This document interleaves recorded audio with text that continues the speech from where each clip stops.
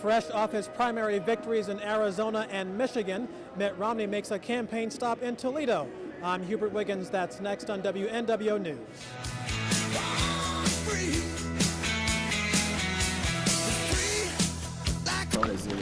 Governor Romney, the first question I'd like to ask you is, why does President Obama not deserve re-election? Well, President Obama said he was going to cut the deficit in half, and he's doubled it. He said he'd hold unemployment below 8% if we let him borrow almost $1 trillion in his first few weeks.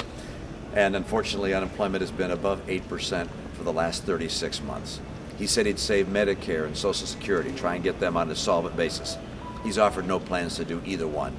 So the president's failed us here at home, failed us abroad as well. He's a nice guy, but he's simply over his head.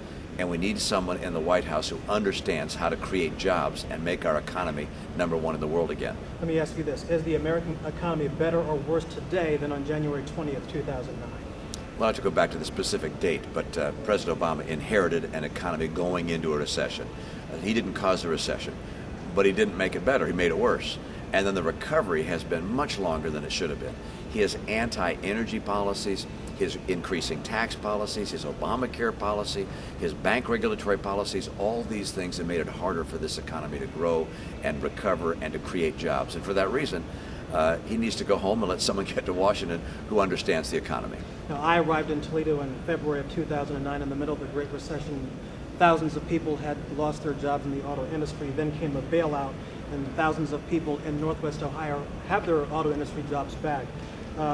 Was the auto bailout a good decision by President Obama?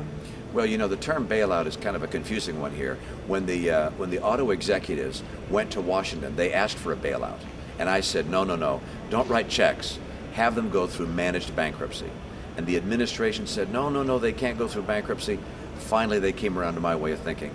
They put them through a managed bankruptcy. They're back on their feet. That's the way it should have been done in the first place. Okay. If you become president, will you champion legislation outlawing all abortion? I'm in favor of a pro-life policy.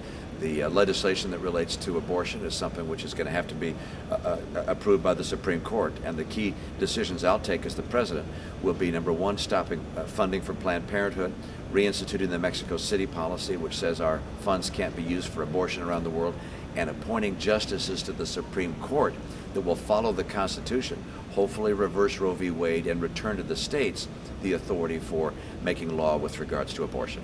What is your view about using military action to prevent Iran from securing a nuclear weapon? We have to have a military option to prevent Iran from becoming nuclear. Iran with nuclear material would pose a serious threat to America.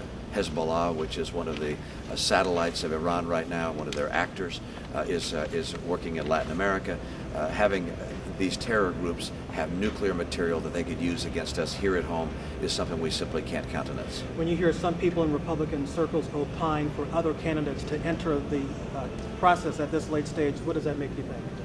I think we probably have the field down to the 4 people that we're going to choose from. I think I'm going to become the nominee. No sure thing, but I'm going to work very hard. I want to get the support of people here in Ohio. I think if people are concerned most about jobs and the economy, I'll win. In Michigan, I won among Republicans by a 10-point margin. Among those for whom the economy was the #1 issue, I won overwhelmingly. And so I want to make that message clear here in Ohio for people to say, you know, if it's about jobs, then Mitt Romney's a job guy. Now, you won't win the election unless you carry the state of Ohio, because no president has won the election unless he's carried the state. And the state has a Republican governor who is rather unpopular. What are your thoughts on that? You know, I think the governor here is fighting hard for the things that are right. The idea of scaling back the size of government is always a good thing. Holding down taxes, it's a good thing. It's never popular up front. But as people begin to see the results of jobs coming back and incomes rising, they're going to be pretty happy. All right, thank you, Governor, for your time. Thank you. That's quick.